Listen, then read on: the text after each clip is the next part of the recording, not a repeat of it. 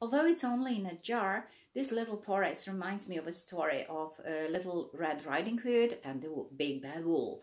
I hope you remember the story, and I hope I'm not bringing back horrible memories when the wolf had finally eaten grandmother and dressed up in her clothes.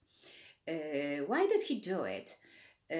He dressed up as grandmother so that he could fool Little Red Riding Hood.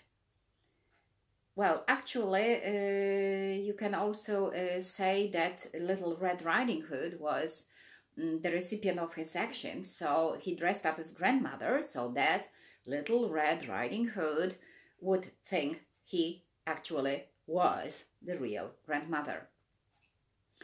But it was difficult to fool a little girl. This little girl in particular. I've got two granddaughters, so I know they are very inquisitive. So Little Red Riding Hood started asking questions like, why do you have such big ears? Well, said the wolf, I have such big ears to hear you better with. Why do you have such big eyes? Was the next question. Well, I have such big eyes in order to see you better with. So why do you have such big teeth? Well, I have such big teeth so as to eat you better with. When we think about this story, we see clearly the difference where Wolf has to name the beneficiary of his actions. Just as if he was doing some European Union sponsored and subsidized project where you have to name who will benefit from your actions.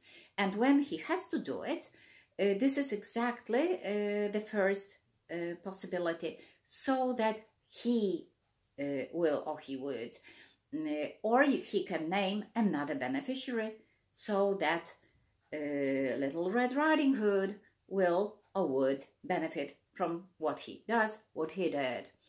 But in other cases, when we use infinitive, he like to do something, in order to do something, so as to do something, we never have to name the beneficiary for the sole reason that it's self-explanatory and self-evident, because it's usually myself.